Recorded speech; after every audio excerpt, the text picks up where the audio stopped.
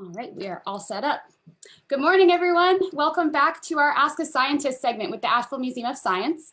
My name is Abby, and this morning we have with us Miss Carlee Jackson. She is a master's student in Florida at Nova Southeastern University, and she does lots of interesting work. She's worked in Belize for a short time studying tourism effects on nurse sharks. She has been working at a nonprofit called the Gumbo Limbo Nature Center in Florida, where she works as a marine turtle specialist. And she has tons of really awesome experiences, photos, and information to share with us this morning. So I'm really excited. Carlee, welcome, and you can take it away. Awesome. Thanks, Abby. So as Abby said, my name is Carlee Jackson. I am a marine turtle specialist and a grad student down here in South Florida. And I'm going to talk to you guys a little bit about sharks and sea turtles, my favorite animals, and the animals that I do work with. So if it's all right with you, Abby, I'll get started with. Absolutely. And I do want to remind the audience really quick one thing. So Carlee is actually a co-founder as well. I forgot my little intro. Carlee is a co-founder of MISS, which is Minorities in Shark Sciences. And she co-founded this with a group of women who are really working to promote mentorship, inclusion, diversity in the sciences, and specifically in the shark and marine sciences. I will attach their website to our Facebook link later so you guys can check it out. She does a lot of really cool work, and there are some scholarship opportunities for minority students that definitely are valuable and really interesting. So I'll share that. But now you can take it away, Carlee. Awesome. Yeah, I'll talk more about MISS at the end. So that's some really exciting work that I've just started. So I'm going to start sharing my screen. Let's see if this works. Oh.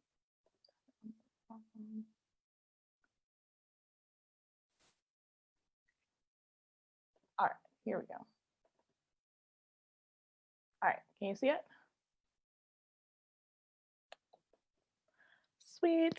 All right, guys. So like I said a little earlier, my name is Carlee Jackson. I'm a master's in science candidate at Nova Southeastern University. I'm going to be talking to you guys about my experiences in the marine biology world. I'll talk about sharks and sea turtles and more if you guys have questions about other little critters. So yeah, let's get started. So first off, I'll say that I do work at a place called Gumbo Limbo Nature Center. It's a funny name, but Gumbo Limbo is actually a type of tree that's very popular here in South Florida. So it's located in Boca Raton, Florida, and I'll talk a little bit more about what I do there, but just a brief summary. I work on the beaches of Boca Raton, and I mark all of the sea turtle nests. I also work in the sea turtle hospital that we have as well. And like I said a little earlier, I'm a graduate student at Nova Southeastern University, working directly in the CMed lab, which stands for Conservation, Movement, and Ecosystem Dynamics. It's a mouthful, that's why we just call it CMed. And there I I do some shark tagging that contributes to a lot of different research at our school. And I'll also talk about my thesis project, which was looking at the effects of tourism on nurse sharks. So just a brief overview of what I'm going to be talking about today. First, I'm going to start talking about sharks, what they are, why they're important, and then I'll go into some of my research and the work that I do. Then I'm going to talk about sea turtles in specific, not just turtles.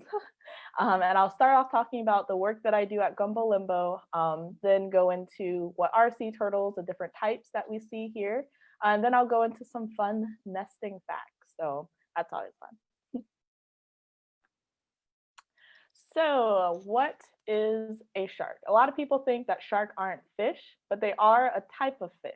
So they're a type of fish called elasmobranchs, that's just a family of animals that have cartilaginous skeletons. So that's a very big word, but basically if you feel your nose or if you like bend your ears a little, that type of bone is called cartilage. There we go. Cartilage is in your ears and your nose.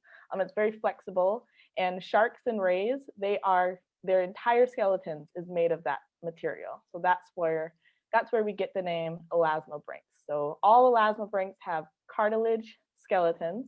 So that's pretty cool. It makes them really flexible. So sharks and rays are cousins. They all are in the same family. Rays are just a little bit more flat-bodied, and their mouths and their gills are at the bottom of their body, while regular or just sharks, their mouths are usually in front of their heads and their gills are on the sides of their heads. So that's really the big difference between sharks and rays. And then Abby, actually, I think I could pull up the chat. Never mind. I've got the chat just in case people have got questions. Cool. Next. All right. So I'll go into the difference between sharks, which are cartilaginous fish, and then regular bony fish, just to give you guys a good idea of what's really the big difference between them. So the first difference you can see is in the gill slits. So fish, they usually just have one gill slit, just like this little schoolmaster snapper right here. And then sharks usually have about 5 to 7 gill slits. So you'll see they have multiple gill slits. And the gills are what helps them with breathing, similar to our lungs. So they just they take the oxygen that's in water and moves it through the body of the shark, just the same way we breathe air and it goes through our bodies and gives us energy and all that good stuff. Same thing with sharks. It's typical to find most sharks with 5 gills. Anything more than 5 gills are usually, there's literally names for sharks called 6-gill shark and the 7-gill shark. So very creative names there. But most sharks do have 5 gill slits. Another interesting difference between sharks and regular bony fish are their scales. So if you guys look at fish scales, if you've ever touched a fish when you go fishing, you'll see some of their scales kind of come off on your hands and they're really thin. They're also sometimes like very reflective, and they're in this really nice smooth pattern down the fish's body. But on sharks, their scales are actually made out of teeth. So the name for shark skin is dermal denticles, which quite literally translates to teeth skin. And I will say that I think that's one of the first facts I learned about sharks when I was younger, and that's what got me hooked on sharks, because who has teeth for skin? Like, of course sharks have teeth for skin. They've just got teeth all over their body. But yeah, so dermal denticles are pretty cool. They actually help the sharks stay hydrodynamic, so that helps them swim a lot faster and move through the water a lot smoother. And if you've ever touched a shark, like in an aquarium touch tank or something, if you touch going from the head to the tail, it's very smooth because that's the direction all the dermal denticles are pointing. But if you turn, or if you feel them from the tail to the head, it actually feels like sandpaper. It's not gonna like cut your hands or anything, but it does feel like sandpaper because these are microscopic teeth. These aren't like things that you just regularly see. Like as soon as you look at a shark, you just see teeth all over its skin. But yes, it does feel like sandpaper. Good question.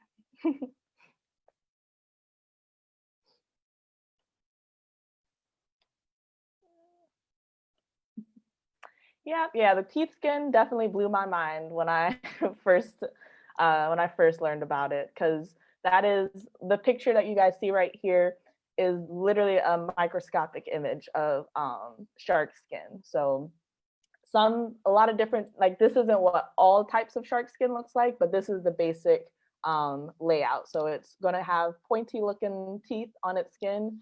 It might be different shapes for different types of sharks, because certain sharks are more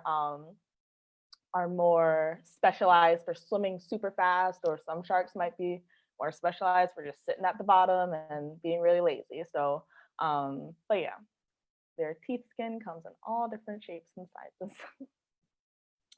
All right, so why are sharks important? A lot of people, when they think of sharks, they think of like Jaws or like anything crazy with sharks eating people. Hold on. Why do sharks have more gills than other fish? Okay, I will go into that real quick before I go into the why sharks are important. So sharks are a lot more, they're a lot bigger than most other fish, and they're a lot more specialized than most other fish. So they're having more gill slits helps them, get more oxygen into their body. And it's also just a specialized feature for sharks. It's a evolutionary trait, and I can't place my mind on the exact evolutionary advantage that sharks have with the multiple gill slits, but so I can't like directly answer your question, but the first thing that comes to mind is that they're bigger animals. They're a lot more specialized in general than a lot of different fish. So multiple gill slits help them move that oxygen through their body and take that oxygen out of the water a whole lot easier than just one gill slit. So awesome. All right, good question. So why are sharks important? Like I said, a lot of people think of Jaws or people getting eaten by sharks, and sharks just need to be killed because they are just eating everyone. Well, that's actually not really true. Sharks are super, super, super important in a whole ocean balance system. The whole ecosystem of our ocean depends on sharks. They are apex predators in most of their environments, so they do their part by keeping their prey species from overpopulating. So if a certain species that a shark preys on, if you remove the shark and their prey species starts overpopulating, that prey species is probably going to start having a lot of like adverse effects on their prey species. So for example, I think that there was a study done in California with like otters. So a lot of the otters were fished to almost extinction for their fur.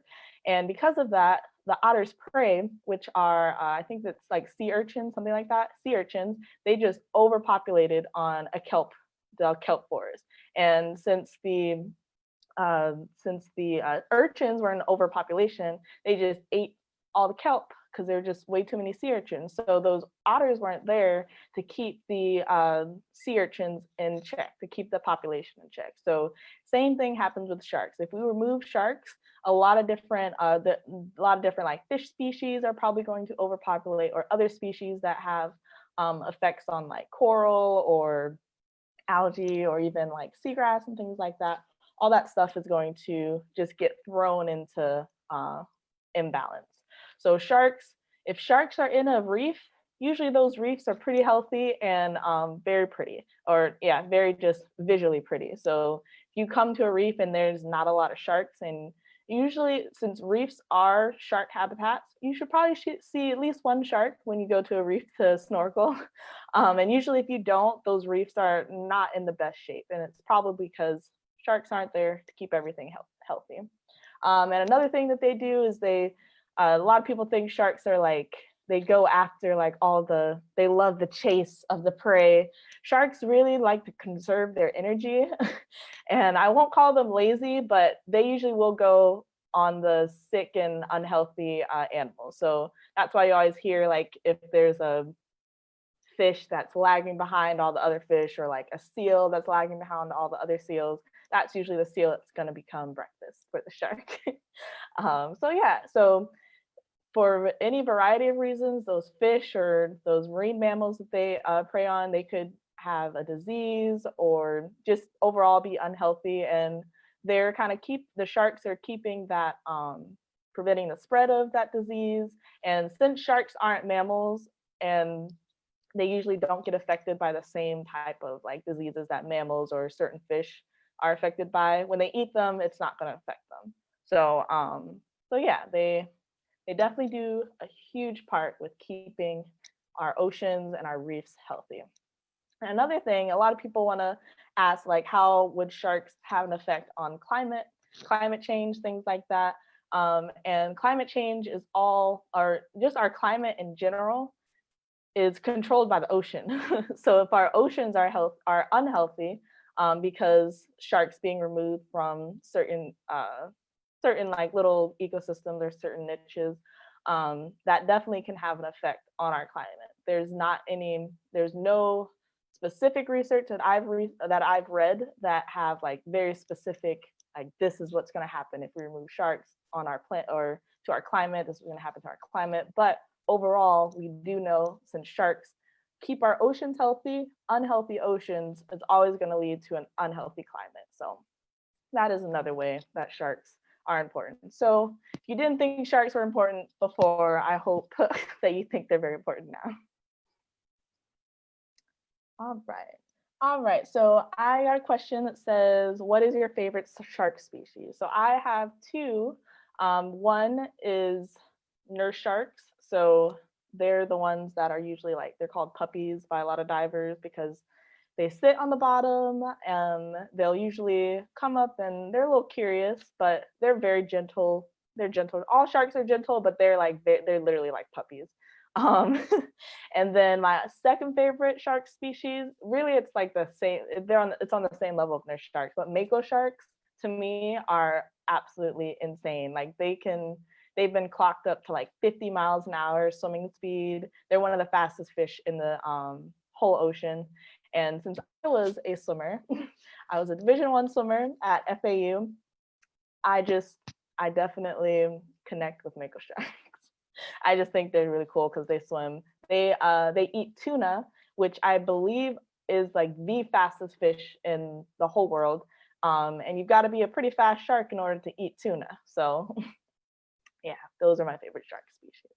Good questions. All right, so I'll go into a little bit about my work with sharks and shark tagging, and then I'll go into my thesis research. So at Nova Southeastern University, I help out with the shark tagging crew. So what we do is we actually take school groups out with us to help tag.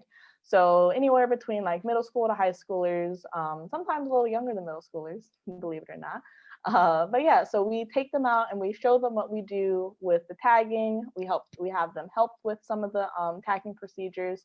So what we do is we set up scientific long lines. So it's a type of fishing, but it's very shark specific, and it's designed in a way that's to not harm the shark and to be very, like doesn't really have impacts on the sharks at all. So what we do is when we catch the sharks, we measure the sharks, we record all this data on data sheets, and this data is in a whole database.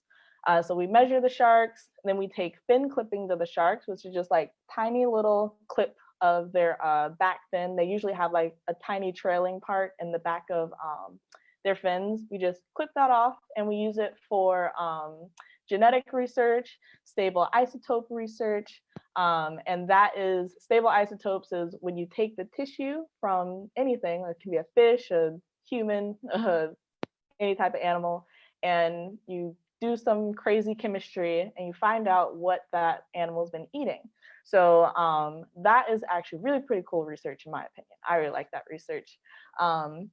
So we take fin clippings and then we tag the shark with a unique ID tag. So what the types of tags that we use are cow tags. So satellite tags aren't always used on sharks. They're very expensive, but we use cow tags and they have a little number on them. So if you've ever like been on a farm and seen like a cow with a little earring thing, that's the type of tag that we use. So we put it on the top of their dorsal fin.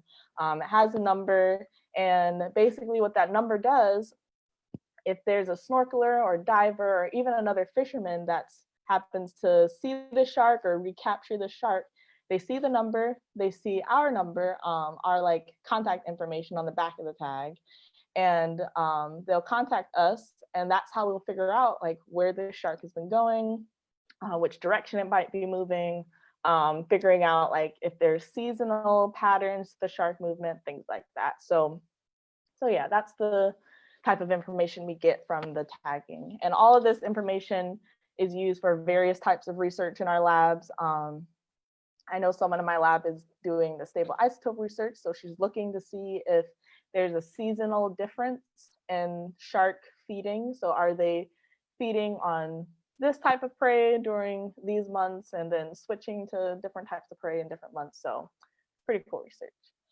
Let's see. More questions. So are sharks from Katie, are sharks less susceptible to microbes of a sick fish or animal that they eat?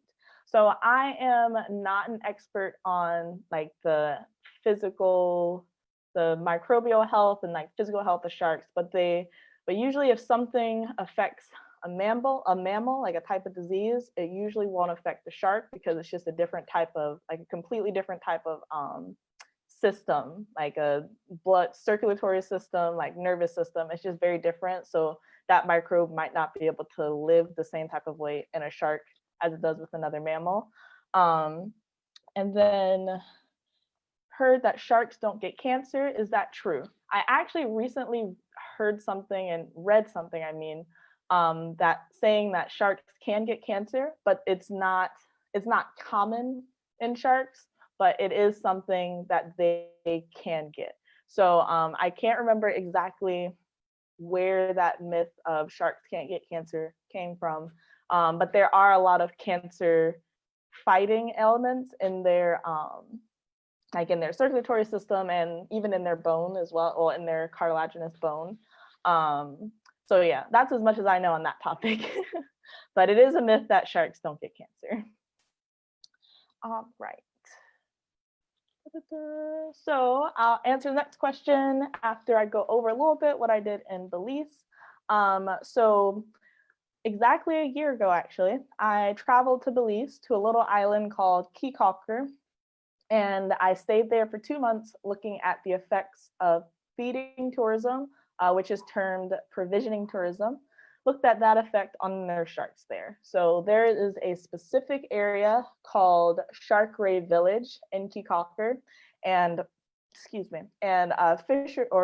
tour guides will bring their boats there. They'll bring tourists there, and they'll throw food in the water to get the nurse sharks and the stingrays to come and feed, and the tourists will get in the water and take pictures, and it's a whole fun experience.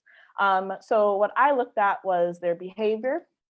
So I did a lot of video surveys and a lot of in-water surveys, as you can see in this bottom picture right here. I am just taking some tally marks and data on different types of behaviors that I was seeing underwater. And I did have like volunteers helping me, so it wasn't just me by myself with like a bunch of sharks, which actually probably would have been really cool. I would not have been, mad about that. But yeah, so I looked at what was causing any changes in behavior, what types of behavior were happening more often during certain feeding events. I also looked to see if they were, there's a word called habituated. So I looked to see if they were habituated to the boats in the area. And that just means if boats come to the area, are the sharks just correlating the boats with food? Like, are they just coming out of nowhere and being like, oh, there's food here, it's a dinner bell? Short answer, yes, they were doing that. And like I said, I think when I was talking about my favorite sharks, nurse sharks, and they actually became my favorite sharks after I did this research, just because they're very, like I said, they're like puppies. Like they're just so cute to me. They're cute, and they're very, what's the word? I just really like their coloring. They've got like a sandy type pattern on them. If you look really close to their skin, I think there might be a picture I have of a close-up of their skin, but it's like a grainy color, and I just thought that was really pretty. But yeah, so that's just some of the stuff I did in Belize. I also looked at behavior, habituation. I also looked to see if there were nurse sharks in any nearby reefs. So I compared the amount of nurse sharks that were in Shark Ray Village and looked to see if there were sharks in other areas, not directly close to the Shark Ray Village, but just different reefs around Caye Caulker, just to see if the area is being overused. Are all the nurse sharks coming to this area because there's a guarantee of food?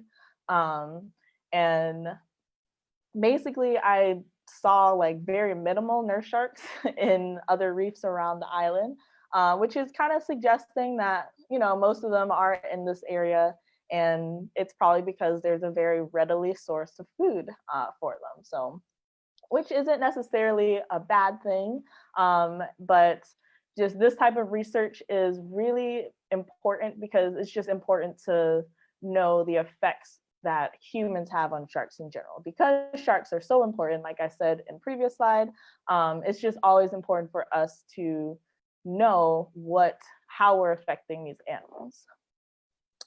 All right, so let's get to these questions. So do nurse sharks have a good, or do sharks, sorry, have a good sense of smell? This is from Hannah.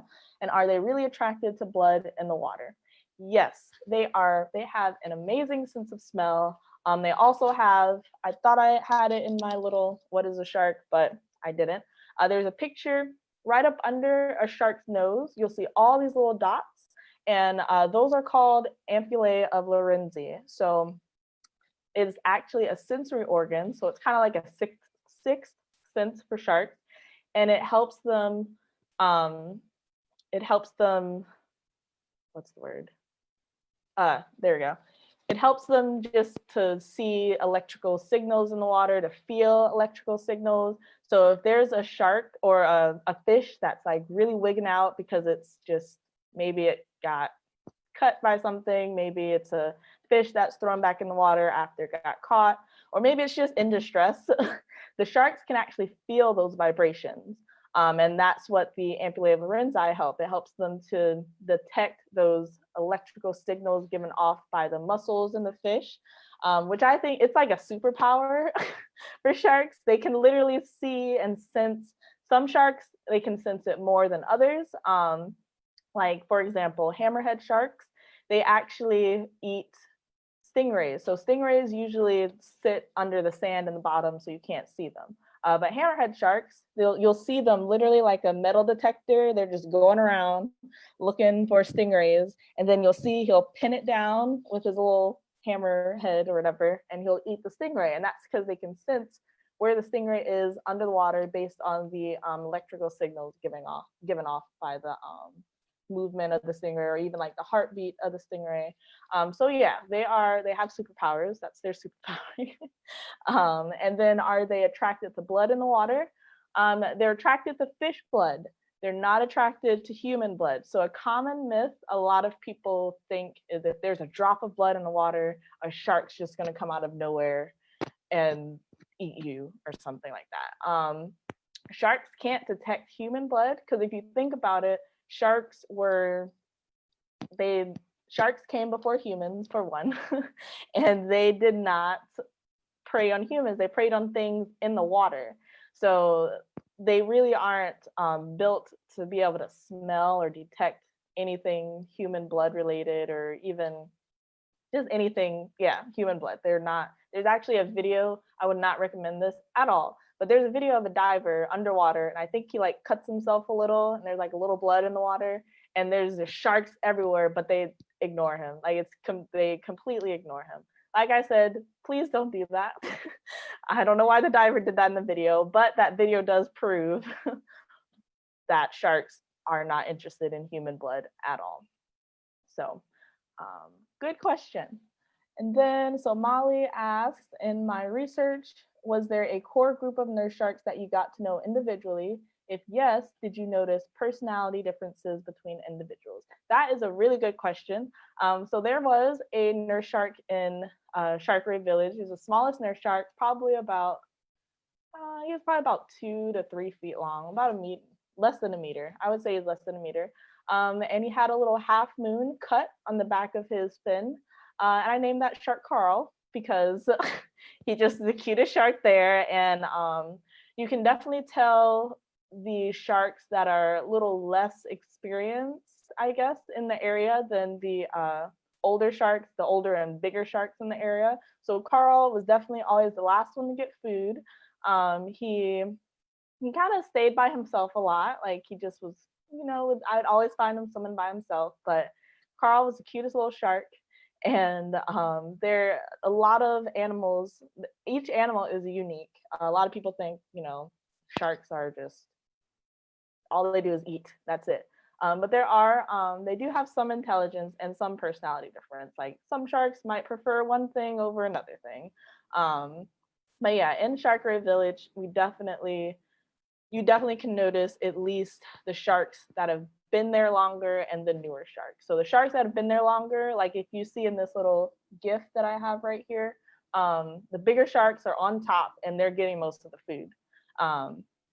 So the little sharks are usually sitting at the bottom, like you guys might be able to see at the bottom. Yeah, there's some sharks at the bottom. especially the stingrays. The stingrays were always kicked out of the way, but the smaller sharks and the stingrays usually stayed at the bottom if they couldn't get any food at the top. So good question.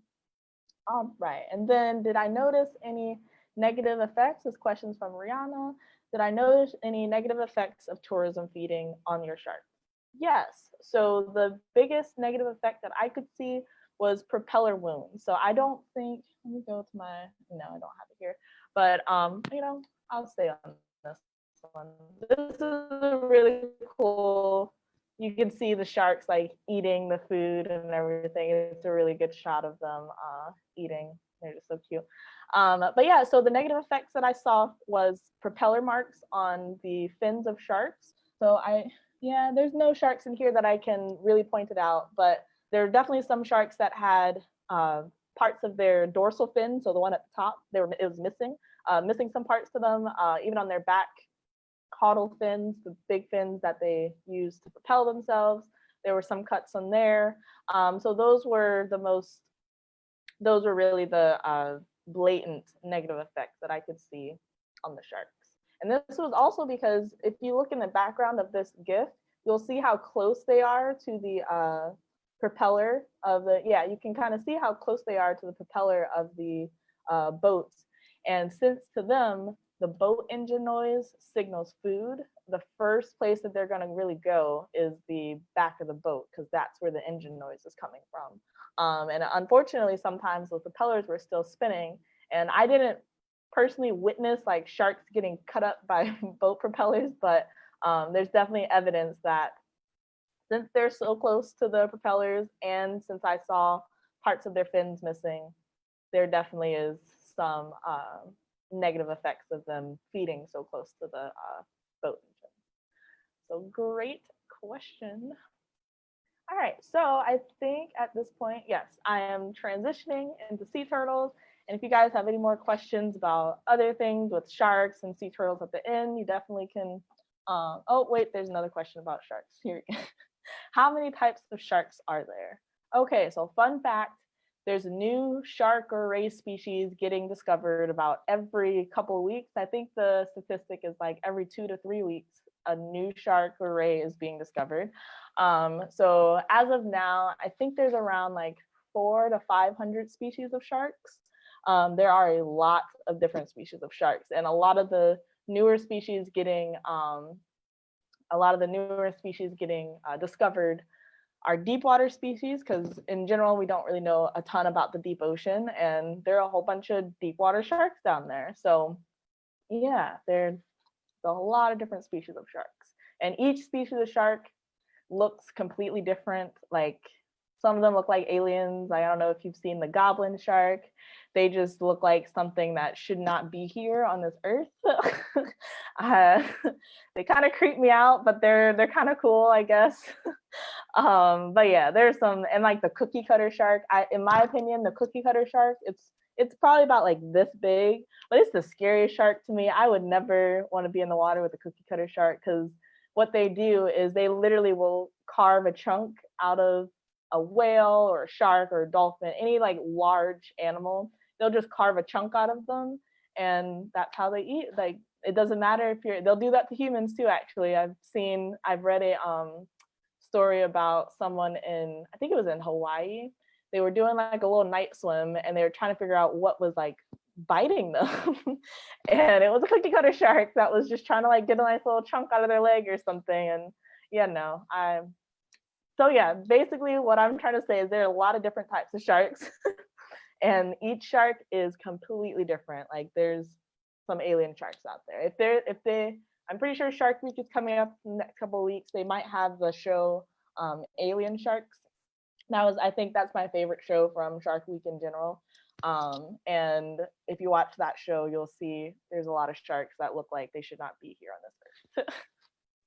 All right, so with that, I'm gonna go into some sea turtle stuff. All right, so I get the best of both worlds. I work with sharks and with sea turtles. So I'm a marine turtle specialist at Gumbo Limbo, like I said a little earlier, and we're located in Boca Raton, Florida. It's South Florida. And what I do is I monitor beaches for for sea turtle nesting, which I'll go over in the next slide.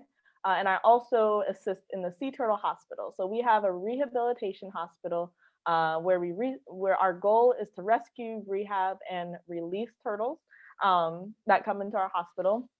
These turtles can be anywhere from like a shark bite. They could have some infection that caused them to float, just be floating at the top of the water. Or the most common are really like boat strike. So when turtles come up to breathe, it's very quick. And if boaters don't see it, you can easily run over that turtle and they'll get propeller wounds in their shell.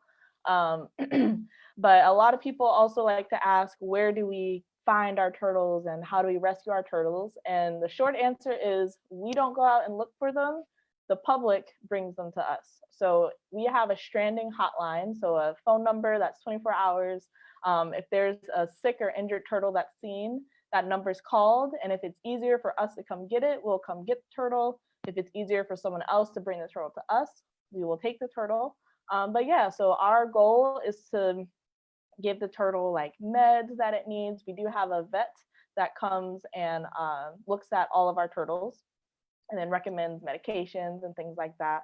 So yeah, that's like the very rewarding part of my job, especially with this loggerhead. This picture right here at the bottom is with the loggerhead. Her name was Euphorbia, which is a type of flower. And she had a shark bite injury, I believe on both flippers, but mainly on this flipper. And someone asked if individual sharks have different personalities, and 100% sea turtles have different personalities. It's actually kind of crazy. And this turtle right here, her name was Euphorbia, and she was in our rehab facility probably for about like almost 6 months, trying to get her flipper back up to good use.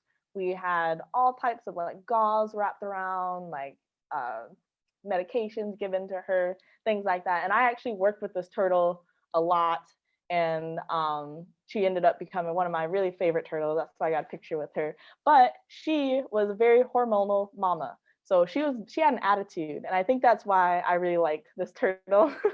She definitely had an attitude. She did not like it when I had to get in the tank with her and give her meds. She would grind her beak at me, which is actually kind of terrifying because specifically loggerheads, their name loggerhead is because they have gigantic heads, and their jaw muscles are probably about as big as a bicep muscle. So they're literally used to crush conch shells, crush through all types of things. So grinding beak from a loggerhead is not not a good sign. But I mean, I had to give her meds, so it is what she had to get over it. But yeah, so this turtle became one of my favorites just because of her attitude. And so yeah, that turtles definitely have different personalities. But yeah, so if you can also look a little closely at this picture, you'll see there's a satellite tag on Euphorbia. So we usually do about 4 to 5 satellite tags on turtles a year. And that's because I think I said it a little earlier, but satellite tags are very expensive. But we do like to tag certain turtles that we think might migrate to a certain area that might be their foraging grounds. They might stay in certain areas to eat food for a long time. And we can also just track to see in general how far these turtles swim. And sea turtles swim very, very, very long distances, hundreds and thousands of miles a year. And each species, varies with how much they travel, but for the most part, most sea turtles are migratory species. And then I'll get into the cool nesting facts in a little bit. But yeah, I also educate others on sea turtles and the threats they face. Whole lot of threats to sea turtles. That like the things that I said before, boat strikes. We also get a lot of entanglements. So turtles that are wrapped up in. I should have put the picture, but there's a turtle that came in about 3 months ago, pre-COVID-19, and this turtle was probably about 40 pounds, not even 40 pounds, maybe like 20 pounds. But this turtle had 35 pounds of monofilament, like it literally looked like a whole laundry basket of netting on this turtle, and it was entangled in it, and it had just been floating for a couple. It looked like it had been floating for probably about a month or so, because she was very emaciated. She wasn't eating. She did not have good, like, when we checked her blood and everything, there was not good nutrients in her blood, and it honestly might have even been more than 35 pounds of netting, but it was, if I remembered to put the picture on there, it basically, you couldn't even find the turtle. That's how much stuff was in that turtle. But that turtle was successfully rehabilitated. But yeah, so those are just definitely big threats that sea turtles face, and they're all human related. Fun fact. So someone else asked, how much do the bigger turtles weigh? So I'll go into how much turtles weigh in the next slide when I go over all the nesting facts and everything. Then someone asked, how much do satellite tags cost? They definitely cost thousands of dollars, at least $1,000 for one tag, and 5 tags in a year, that's around like 5,000. So yeah, it's a lot of money. So yeah, so sea turtles. Sea turtles are reptiles, and I'll answer all of the nesting questions at the end of this slide. So sea turtles are reptiles. For some reason, people like to think they're amphibians or even like some weird type of fish. I don't know, but they are definitely reptiles. They're basically living dinosaurs, and they spend their entire lives in the water, unless they're female, which means they're coming out of the water to nest. Male, if there's a male out of the water on the beach, there's something wrong. So call us. There's overall in the world, there's seven different types of sea turtles, but the specific types that we get here in South Florida, and the types that I work with, are the loggerhead, the first picture right here, green sea turtles, and then leatherback sea turtles, which are at the is my like little chat box? Okay, there we go. Leatherback sea turtles, which are right here at the end. So I've actually never seen an adult leatherback with the whole 4 years that I've been working here. We don't, in our specific beach, the more south you get in Florida, the less leatherbacks you're really going to see. So there are more leatherbacks in the northern part of Florida, but we do occasionally get about 15 to 20 nests a year from these guys. So I only see the hatchlings. So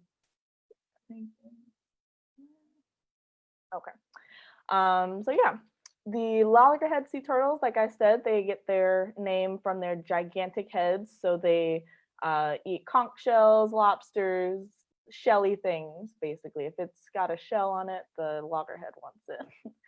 They're actually the smallest of the 3 types that we get. So they can get up to about 300 pounds, still like a nice size animal to be the smallest out of these 3. And then green sea turtles right here. They have their little heads are just so funny compared to the loggerheads. They're just tiny little heads for their big body. So they can get up to about 400 pounds. And they are called green sea turtles, not because their color is green, because the inside of them is green. So their fat is green. And that's because they feed on like algae, seagrass, and because they eat so much of it, the inside of them turns green. So that's why we get green sea turtles. And fun fact, green sea turtles were almost fished to extinction here in Florida because of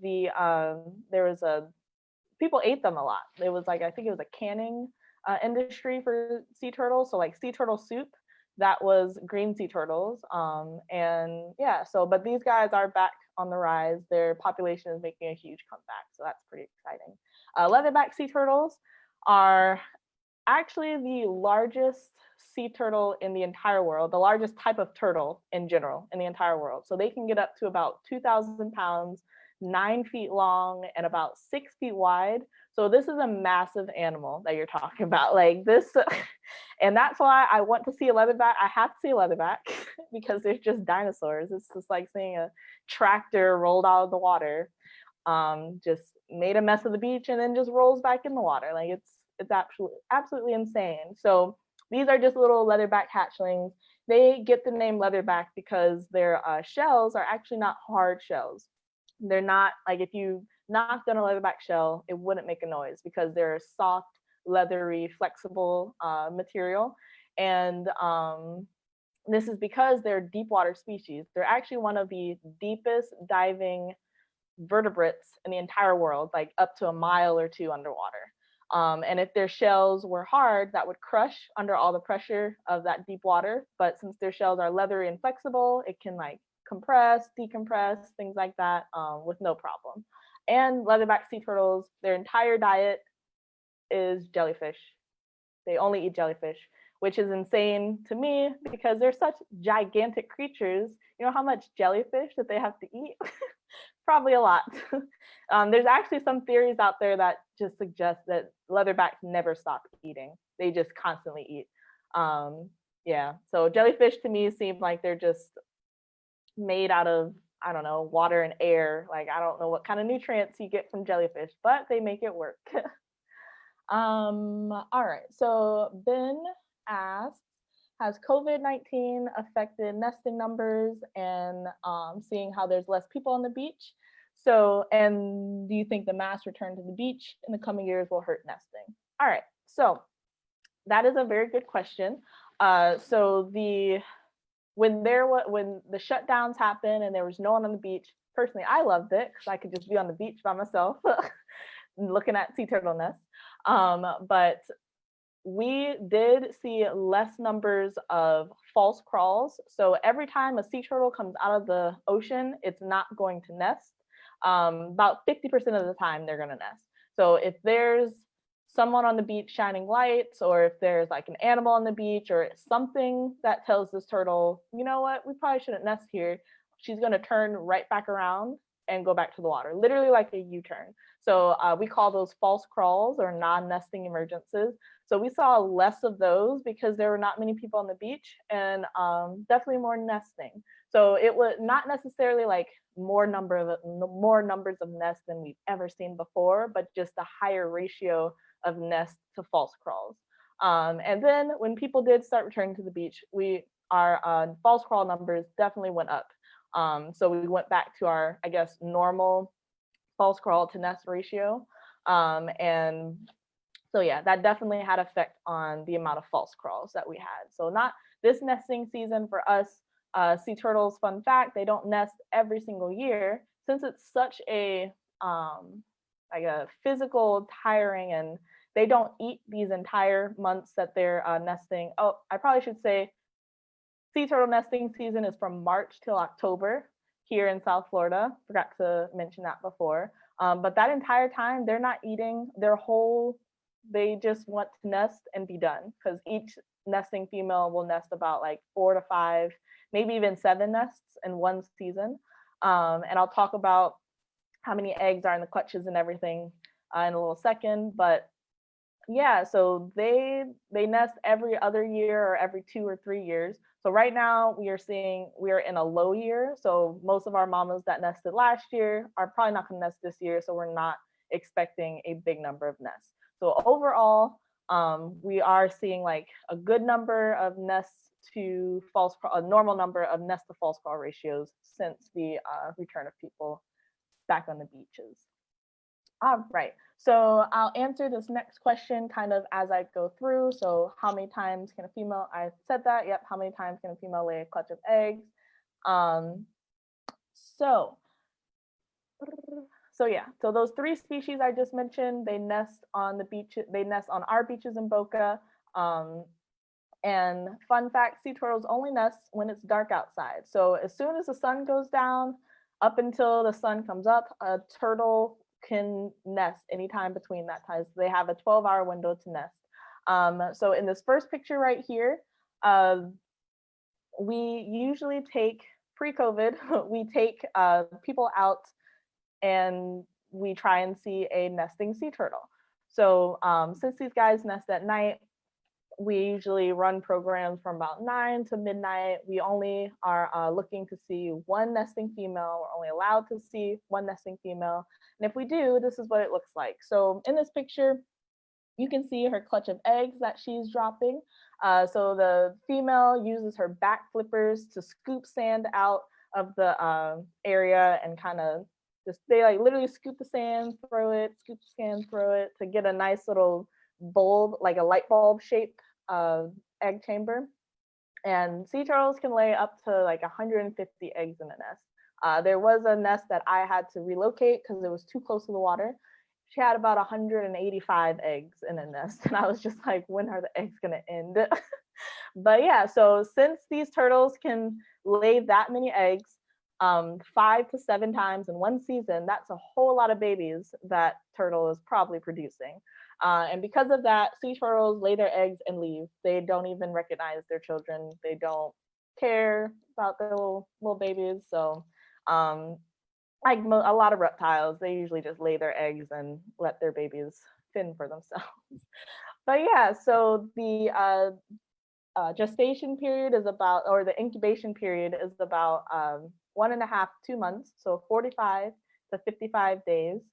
And for leatherback sea turtles, though, it's 70 to 80 days because they're just a bigger animal and their eggs are bigger, so it takes longer for them to incubate and things like that. But yeah, after that, they nest or they hatch. There we go. Little babies come out of the sand and then they start hatching. And I'll get a really cute video in the next slide of little babies run to the water. But really quickly, this is a green sea turtle nest, the picture on the right. So this turtle came up, she laid her egg somewhere in here, and then she just threw a bunch of sand on top of her nest to disguise it. So each sea turtle nest is distinct. So each species does it a different way. Loggerheads are a lot more neat. Greens and leatherbacks kind of just make a complete mess of the beach just because. But yeah, so that's a really unique between each species of how they nest. And then someone might ask, I haven't looked at the questions yet, why are we using red lights on this turtle? So red is the first color to disappear underwater about 20 to 30 feet down. So sea turtles actually have not, they don't evolve to see that color. So at night, if there are white lights, that's going to scare them and probably also really hurt their eyes. So they're going to probably abandon any attempt that they have at like trying to nest. They're just going to go back to the water. So that's the thing that's going to scare them. So we use red light because it's probably a very dull grayish color to them and it's not going to affect them. And also like once they actually start dropping eggs, nothing's really going to stop them from dropping those eggs. They're not going to be scared or anything. Well, they're going to know that we're around, but she's in a trance that says just drop those eggs, cover the sand, and then leave. So, but yeah, let me look at the questions really quick. How far north can sea turtles go in the ocean, and how far north do sea turtles nest? So I'm pretty sure in like the Carolinas and Virginia area is about as far north as sea turtles will go to nest. Sea turtles will migrate though all the way up to like Canada area. I think one of our sea turtles that we had tagged, I don't remember its name, but she went all the way up to like the, what is it called? Like just the northeastern United States, very far away from Florida.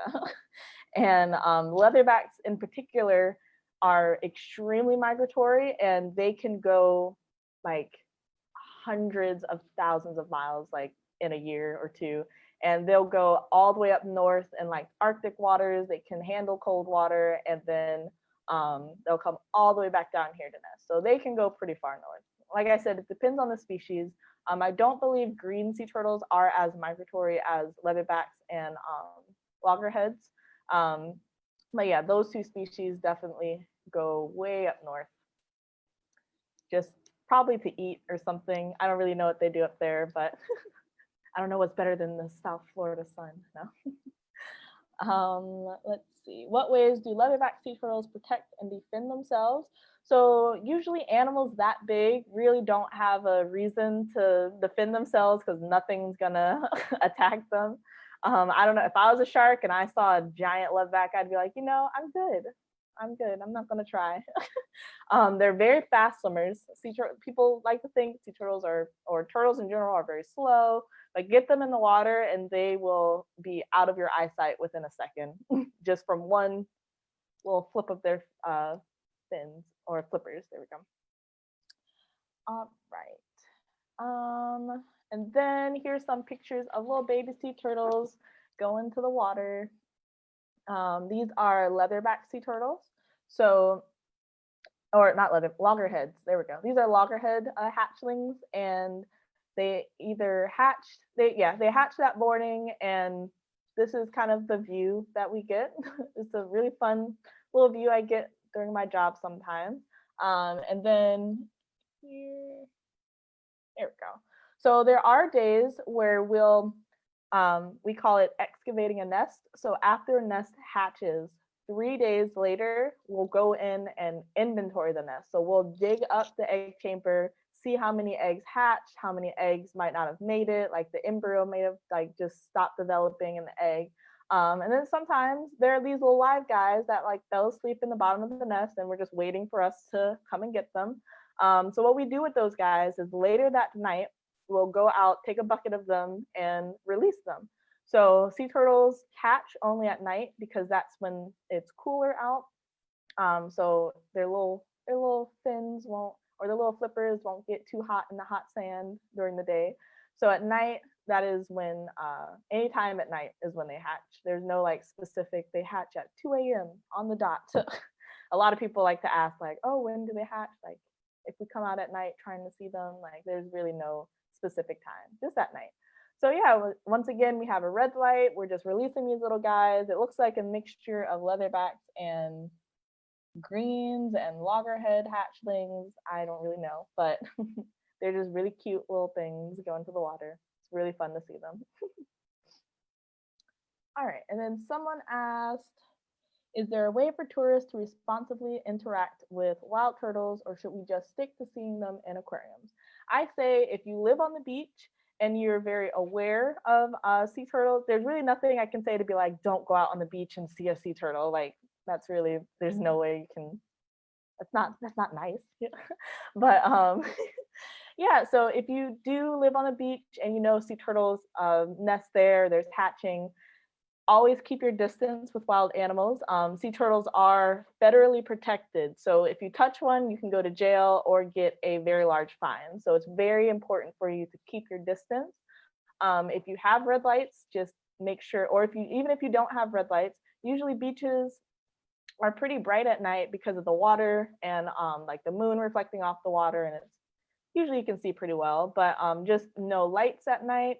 And if you happen to see a sea turtle during the day, that means usually like the morning nesters will see our turtles that have just finished their nesting. They were just a little late and then trying to get back to the water. So just keep your distance if you see sea turtles.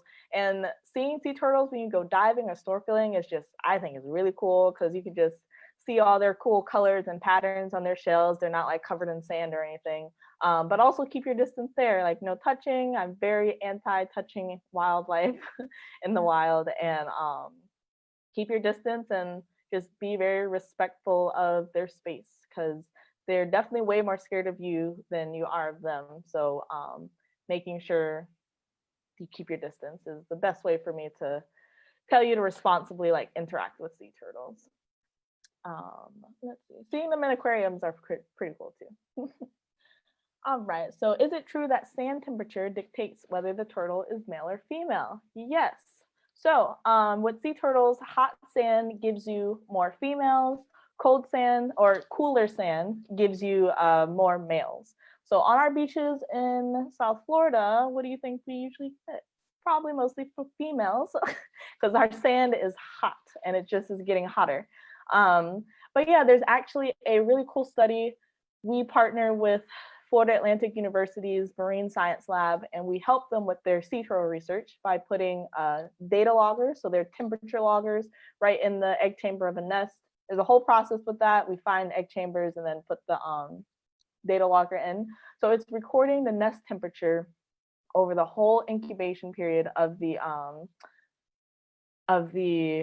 nest, and then once that nest hatches, we actually put a cage over the nest so that we can catch all the little babies before they go in the water, and we bring them back to FAU, and they try and figure out what sex the sea turtle is. So also with sea turtles, you can't tell between male or female until they are completely sexually mature adults, and that is when they are 25 to 30 years old. So the only way to tell if a sea turtle is male or female before that time is to look inside at their little organs. So you go through their cloaca and you can look and see, or I think sometimes they make like just a tiny little incision, like an endoscope, and they look and see what kind of organs that turtle has. And that's how they figure out if it's a male or a female. So yeah, so here in Florida, or here in Boca Raton's beaches, the past, I think 4 or 5 years, we've had like 99 to 100% females in our experimental nests. Now that is only about like, maybe like 10% of our overall, not even 10% actually, of our overall total nests. But yeah, so that is alarming. So someone asked, are there worries that as climate change worsens, the ratios of sexes will be skewed? Yes. So that is a really big concern for us because each year our beaches are getting hotter, and we are going through a lot more dry seasons than normal during the summer. So the rain usually helps cool the sand off, things like that. But yeah, so climate change is definitely having an effect on these guys. Just with, like I said, our sand is getting hotter and we're producing a whole lot more females, which is not really good for a population that depends on males to reproduce. There are some talks of saying like maybe this population will eventually like figure out how to just somehow reproduce with only females, something like that. But as of now, that is a big concern. Climate change affecting our a higher female population. Very good questions. I honestly think, okay, so that was all I really had on sea turtles and sharks. If you guys have more questions, definitely ask and I'll be happy to answer. But I just wanted to go into an organization that I just co-founded called MISS, Minorities in Shark Science.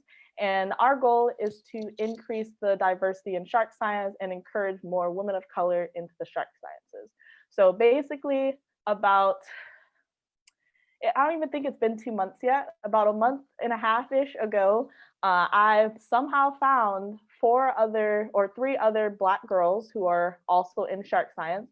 And the reason why that is so like absolutely crazy is because I've always been the only one. So finding other Black girl shark scientists was just absolutely mind-blowing, and we all were just like, oh my gosh, let's start a club. Like, we've got to start a club because this is so exciting. And they shared my enthusiasm. Like, we all were just like, all right, like, we want to get more people that look like us into shark sciences, and we decided to create MISS. So we are doing a lot of outreach and a lot of fundraising. So we've actually already hit our 25,000 fundraising goal for the year. And like I said, we only started about a month and a half ago.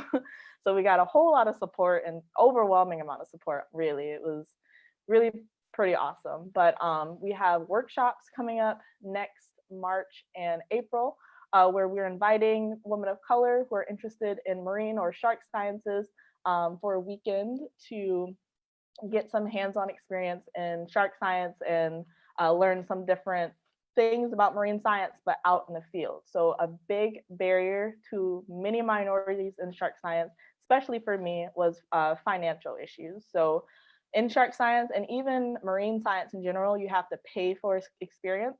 And I don't think that's pretty cool because a lot of people can't afford it. And minorities specifically, some minorities are a very big disadvantage for that. So our goal is, well, not our goal, we're going to do this. All the applicants that are going to be on our workshop are not going to pay for anything. So we're going to have their travel covered. We'll have all their food and board covered. Everything like that is going to be completely covered, because that was a big barrier for us during our experiences and coming up to where we are now.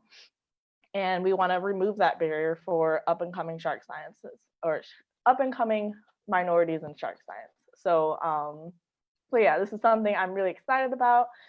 Since we are still in our infancy, we just have like a lot of like big ideas and goals over the next couple of years. But overall, our mission is to increase and encourage more women of color to come into this field and just tell them like, like you're welcome here. We're going to be a resource. We want to help you. So yeah, that's my little spiel on this. So also, I think Abby said she's going to put the website and everything on the post. So feel free to go and check out like what we're doing. We're doing a lot of different outreach as well. So if you go on our Instagram or our Twitter pages, we have a lot more information of events and things coming up. So. Yeah, awesome. Thanks so much, Carlee, for talking about that a little bit. There are just 2 more questions that I sent to you in the chat that I'll let you get to in a sec. But like Carlee said, I will be posting more information about their new organization on our website and across our social medias and whatnot, in case anybody is interested. And yeah, so I'll just let you kind of finish up with some of the questions. Awesome, thank you. All right, so Ben said, you've lived in Detroit and you've lived in Florida. Obviously, it is much easier to have a hands-on impact on conservation of these species when you're close to the ocean. What is the best way us folks up north and in other landlocked states can help out with conservation? That is a wonderful question. Yes, I was definitely landlocked in Detroit and was like, how can I help with conservation? So a big thing is doing your own research on a lot of different issues and making sure like following, like for me, I think social media is a really big educational and outreach thing. So just becoming more aware of certain issues that are going on. And also currently, like there's a lot of primary elections going out, voting. So voting for officials that have conservation in mind, and also doing some research on different, what is it called?